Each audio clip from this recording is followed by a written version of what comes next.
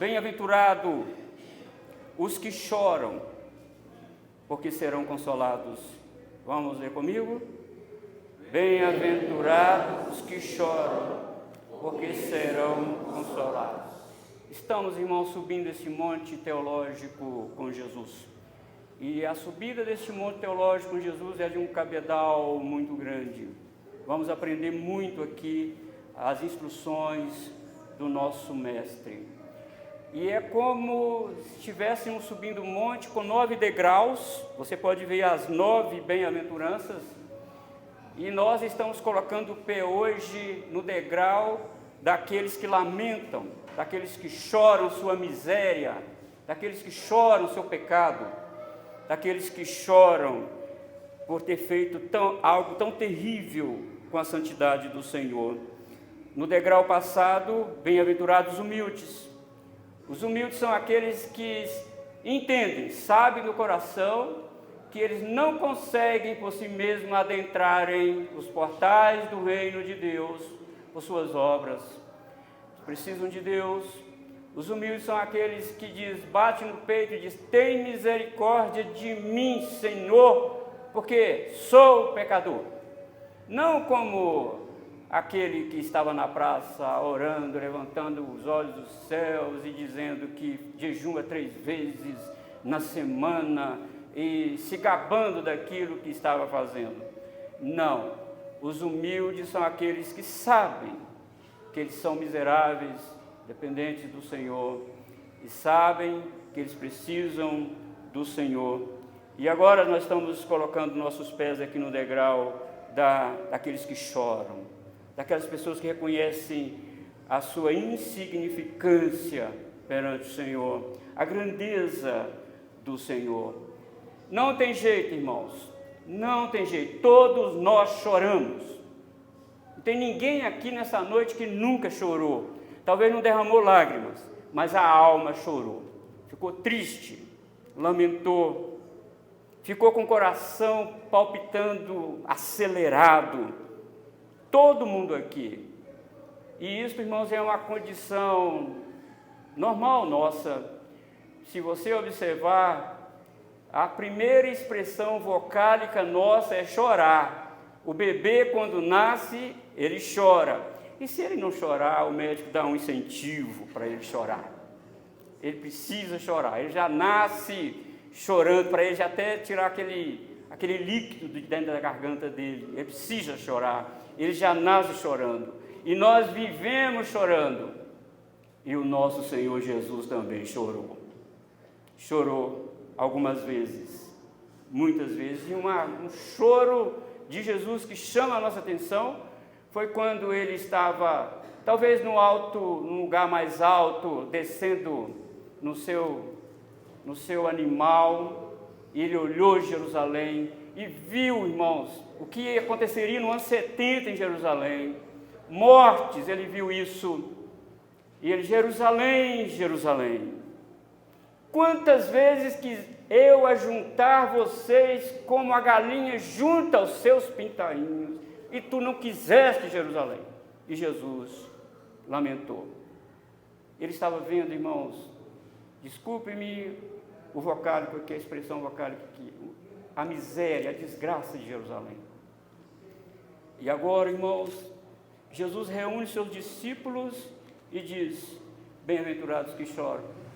Parece que é um paradoxo para uma determinada linha filosófica da época, que dizia o seguinte: não há virtude na reversão. Da coisa ruim não pode sair coisa boa. Do choro não pode sair coisa boa, diziam os filósofos na época de Jesus. Não há reversão, não há bem-aventurança na reversão. E Jesus diz: bem-aventurado os que choram. Todos choram. Mas, irmãos, eu quero mostrar aqui para vocês somente um choro nessa noite. Como eu disse, eu vou pregar talvez mais uns 2 ou 3 sermões aqui nesse versículo 4. Mas eu quero mostrar aqui o material que Jesus nos deu em toda a Escritura. Que sapiência de Jesus aqui, irmãos. Eu fico encantado com o material que Jesus nos deu aqui para explorar todas as Escrituras em relação a esse choro. E nós vemos em todas as Escrituras que existe sim um choro genuíno, um choro de lamento pelo pecado, um choro de lamento da sua miserabilidade, mas existe choro carnal, existe um choro infrutífero. Esse choro que eu vou falar aqui nessa noite, ele não é bem-aventurado. Esse choro não é bem-aventurado. O choro carnal e infrutífero, ele tem 5 fontes segundo as Escrituras. Nós vamos ver, Jesus só nos deu material aqui para a gente explorar. O choro, a primeira fonte, irmão, do choro carnal e infrutífero é quando não conseguimos o que desejamos. Pedimos a Deus, oramos a Deus, fazemos campanhas a Deus e até colocamos o nosso rosto no pó e clamamos a Deus. Eu conheço uma pessoa que fez isso, eu mesmo. Eu fiquei muito triste de Deus não ter me dado aquilo que eu pedi. Fiquei muito triste. Ó Senhor, orei, ó miserável João Batista, como que pode você chorar desta forma, lamentar desta forma? A tristeza, irmão, carnal e frutífera é aquela que somente o rosto se descai, mas o coração continua duro como diamante, como uma rocha. O seu coração está empedernido, seu coração está em pedra, rígido. E tem um exemplo na Escritura disso, lembra? 1 Reis, capítulo 21, versículo 4, diz que Acabe se descaiu o seu semblante, lamentou, chorou, não quis comer, ficou lá, tipo criança pegando pirraça, porque ele dirigiu uma mensagem como rei de Israel a Nabote: eu quero comprar a sua vinha, Nabote. Nabote diz: não, essa vinha eu não te dou, não te vendo, essa vinha é herança minha, é herança de família, eu não posso te dar. E diz a Escritura que Acabe deitou e ficou lamentando. Esse choro não tem consolação, porque desse choro produziu a morte de alguém inocente, porque Jezabel, possuída por espíritos malignos, arquitetou um plano para matar Nabote. Comprou, pagou testemunhas de Israel para testemunhar no tribunal para Nabote morrer. Irmãos, e Acabe lamentou, porque ele não pôde ter aquilo que ele desejava ter. E assim, meus irmãos, são muitos hoje dentro da igreja. Ficam tristes, lamentam, e até perdem o apetite porque o seu desejo não foi atendido, ou porque foi preterido por alguém. E na mesma esteira, existem aqueles que oram em jejum, buscando bênçãos materiais. Quando não recebem os que pedem ao Senhor, ficam tristes com raiva de Deus. Esse tipo de lamento não garante a bem-aventurança da consolação, porque Jesus disse que no seu reino, ganhar é perder, e perder é ganhar. Jesus disse: aquele que ganhar a sua vida, perdê-la-á, mas aquele que perder a sua vida por minha causa, achá-la-á. Então há choro, irmãos, que não tem consolação. Esse choro carnal e infrutífero é quando não conseguimos o que desejamos. Ficamos lamentando, triste. A segunda fonte do choro carnal e infrutífero é quando se menospreza a bênção de Deus e a perde. Ele tem a bênção de Deus, menospreza e depois perde. Hebreus capítulo 12, versículo 17, fala sobre Esaú. Pois sabeis também que posteriormente, querendo herdar a bênção, foi rejeitado, pois não achou lugar de arrependimento, embora com lágrimas o tivesse buscado. Esaú menosprezou, irmão sagrado. A bênção da primogenitura era uma bênção de fato para o primogênito daquele clã. Tinha muitos benefícios, isso era de Deus. E ele desprezou por um prato de comida, coisa banal. Ele não levou os princípios de Deus a sério. Ele menosprezou os princípios de Deus, a bênção de Deus. E Hebreus 12, versículo 16, diz que Esaú era profano e impuro. Por que ele fez isso? Amados irmãos, tem muita gente também hoje desprezando o sagrado. Esaú chorou não de arrependimento, por ter ofendido a Deus. Esaú chorou porque ele perdeu os benefícios que a bênção da primogenitura dava a ele. Agora eu não tenho essa bênção da primogenitura, eu perdi. E ele chorou por causa da perda que ele deixou escapar das suas mãos. Não porque ele estava arrependido, porque ele de fato diz: ó Senhor, eu pequei contra ti, devolve a minha bênção porque eu pequei contra ti. Não, ele buscou com lágrimas, diz o texto. Ele chorou. Esse choro não é bem-aventurado. Esse choro foi por causa que ele menosprezou a coisa sagrada, os princípios de Deus. Irmãos, pessoas que menosprezam algo tão sagrado como Esaú vão chorar. Vão chorar. E o seu choro, se não for de arrependimento, está ofendendo a Deus e não trazendo consolação para o seu coração. Bem-aventurado aqueles que sentem profunda tristeza por terem ofendido a Deus com seus pecados, porque eles serão consolados.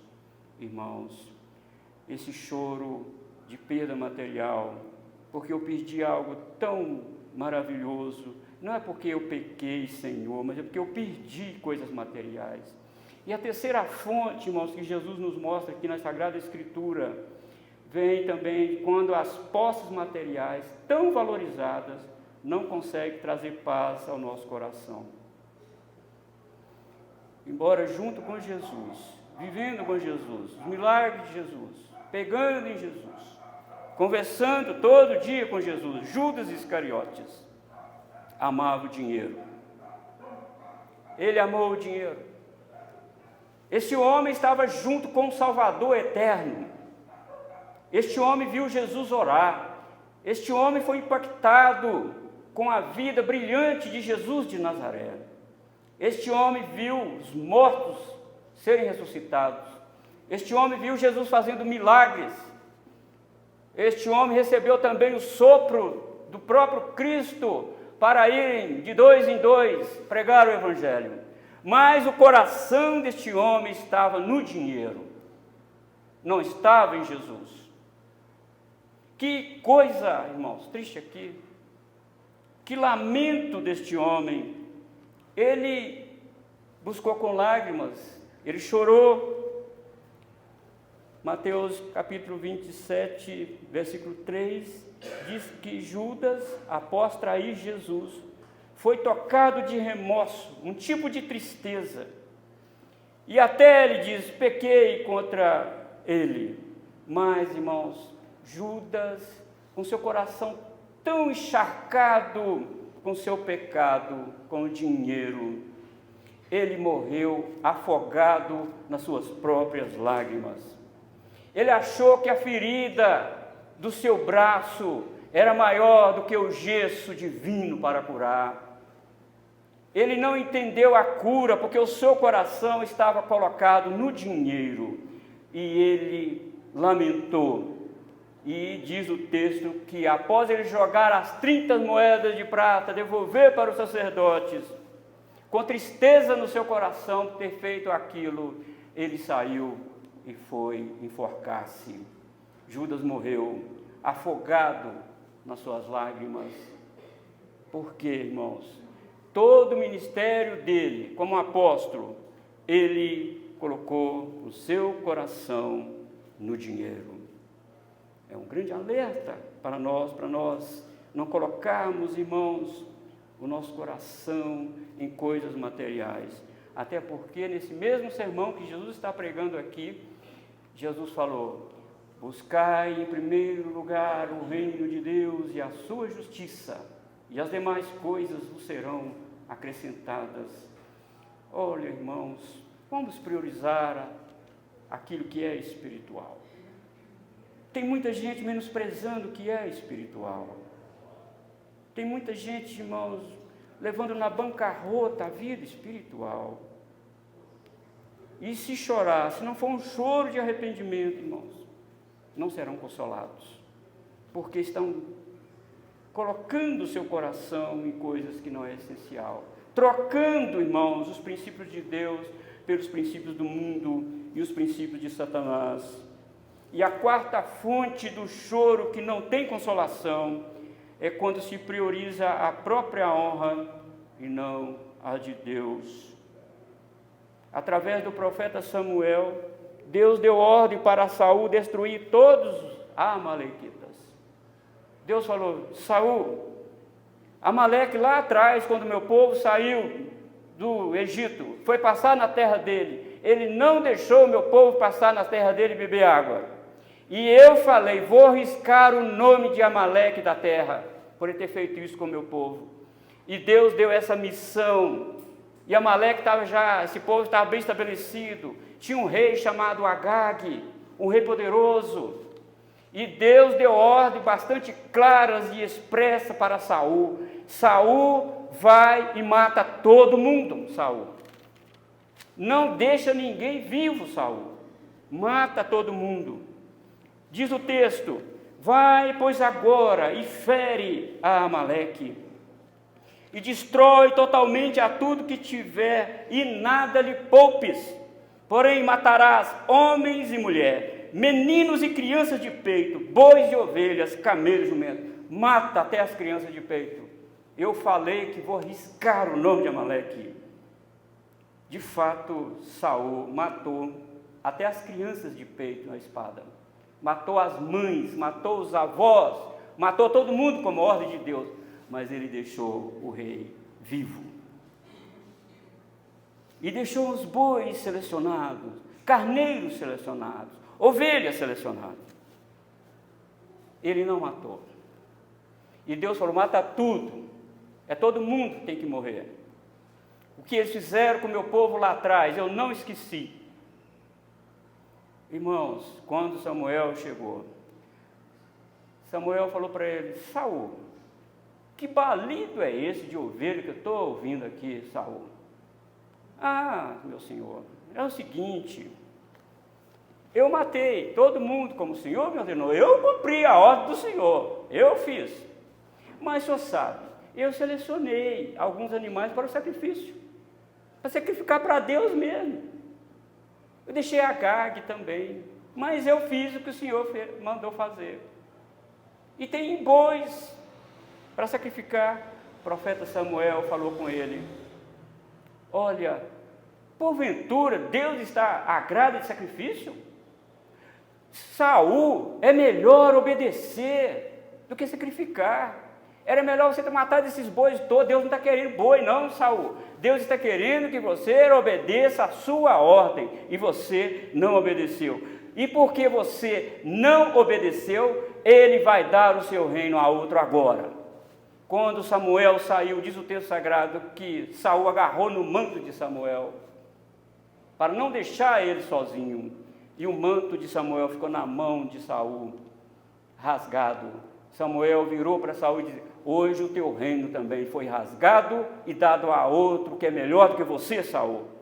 Deus te rejeitou, Saul, e ele chorou. Por que chorou? Porque desobedeceu uma ordem expressa de Deus. Ele está aqui dentro daquilo que Jesus está falando: bem-aventurados que choram? Não, não está. Irmãos, é muito sério. É muito sério o que o Senhor fala nessa noite. E como essa passagem, irmão, do lamento de Saul perante o profeta de Deus é sugestiva também para nós, que somos a liderança da igreja. Muitos líderes, irmão, da igreja, estão dando ouvido aos desejos do povo, fazendo o que o povo quer, pregando a mensagem que faz cócega nos ouvidos, uma mensagem que o povo quer ouvir. Muda o sermão, muda. Irmãos, está desobedecendo a Deus, porque Deus, através do apóstolo Paulo, falou para Timóteo, para mim e para todos os líderes dessa igreja aqui: prega a palavra, insta, corrige, redargue, que é a tempo e fora de tempo, porque os homens rejeitarão a sã doutrina e darão ouvidos a espíritos enganadores e a espíritos de demônios, Mas você, Timóteo, não prega a palavra. Oh, queridos irmãos, quantos líderes estão já negociando verdades da palavra do Senhor? Não pode. Ele está igual a Saul, desobedecendo a Deus. Ó Senhor, eu fez uma obra incompleta, fez uma obra que o Senhor não mandou fazer, é completo, é para matar todo mundo, é o rei também, mata o rei também, mata os bois também, mata todo mundo, e ele não fez. Diz Saul: ó Samuel, você sabe por que eu não fiz isso? O povo ficou me pressionando, o povo queria esses animais, o povo ficou me pressionando, a culpa não era dele, era do povo. E o que esses líderes fazem hoje também, meus irmãos? Negociam o culto sagrado, negociam a palavra do Senhor, e com isso, essa igreja, esses líderes vão chorar, e não vão ser consolados, porque aqui a bem-aventurança é para aquele contrito de coração, aquele que derrama o seu coração perante o Senhor, é que serão consolados. Diz o texto no versículo 22, que o Senhor não tem prazer em sacrifícios. Oh, Saul, Deus não quer sacrifício de vocês. Deus mandou você fazer, e você teria que fazer. Oh, líderes da igreja presbiteriana do Guanabara, atentemos para isso, para a palavra do Senhor, para aquilo que o Senhor nos chamou a fazer. Temos que fazer. É uma ordem expressa de Deus. O Senhor nos chamou para isso. Por isso que o Senhor deu profetas, apóstolos, evangelistas, pastores e doutores para a igreja. É para isso, exatamente para falar a verdade do Senhor. É para isso.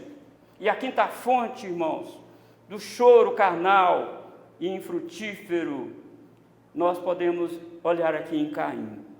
Um exemplo também de consolação, na verdade, de não consolação. Gênesis capítulo 4, versículo 13, mostra Caim triste por causa das consequências do seu pecado, e não porque tinha pecado contra Deus. Ele disse para Deus: é tamanho o meu pecado, e já não posso suportá-lo. Deus, o Senhor, está me castigando severamente. Deus, eu não suporto carregar as consequências do meu pecado. Ao invés de Caim dizer: eu matei meu irmão, e eu pequei contra o Senhor, ele estava preocupado, chorando, lamentando por causa das consequências que Deus colocou sobre ele por causa de ter matado seu irmão. As pessoas hoje também choram. Eu digo a vocês, irmãos, aqueles que levaram a vida espiritual na bancarrota, não levaram os princípios de Deus a sério, vão chorar, e por um momento não vão ter consolação, porque aqui, irmãos, enquanto não reconhecer a sua miserabilidade, o seu pecado, enquanto não reconhecer que você precisa de Deus, que o pastor precisa de Deus, que os presbíteros precisam de Deus, que todos nós aqui precisamos de Deus, irmão, enquanto nós não conhecemos isso, ainda que choremos, mas nós vamos chorar e seremos consolados. O choro é normal, inclusive na igreja. Choro é normal, o lamento é normal, a tristeza do pastor também é normal, a tristeza de qualquer um de vocês aí é normal, mas nós temos que saber, irmãos, eu estou dentro da bem-aventurança que tem a consolação no choro. Se eu estou, então eu sou bem-aventurado. Mas se eu não estou, irmãos, as consequências são severas sobre nós. Amados irmãos, confessamos nossos pecados ao Senhor, devemos fazê-lo com coração contrito, coração arrependido, por termos ofendido a Deus. Falaram com um certo pastor lá nos Estados Unidos: pastor, o senhor está pregando muito sério, o senhor está usando palavras muito duras, está ofendendo muita gente. Não tem problema, porque vocês também ofendem a Deus com seus pecados. Não importa vocês ficarem ofendidos por um tempo, não. Podem ficar ofendidos. Oh, irmãos, os próprios discípulos de Jesus ficaram ofendidos com o discurso dele. Irmão, confessemos nosso pecado. Precisamos chorar profundamente, irmãos, porque ofendemos o Senhor com o nosso pecado. Mesmo que isso traga a disciplina do Senhor sobre nós. Devemos também chorar, mas aí é um choro de consolação, porque o Senhor corrige a quem é filho. Se você peca e Deus deixa para lá, que julgamento tremendo de Deus sobre você. Se você não sente necessidade de pedir perdão, de viver uma vida reta, Deus já entregou você ao julgamento. Mas se Deus, irmãos, colocou esse sentimento de choro, de lamento, de tristeza em nosso coração, é o momento, irmãos, nós agradecemos a Deus, porque aí nós encaixamos aqui, bem-aventurados que choram, porque serão consolados.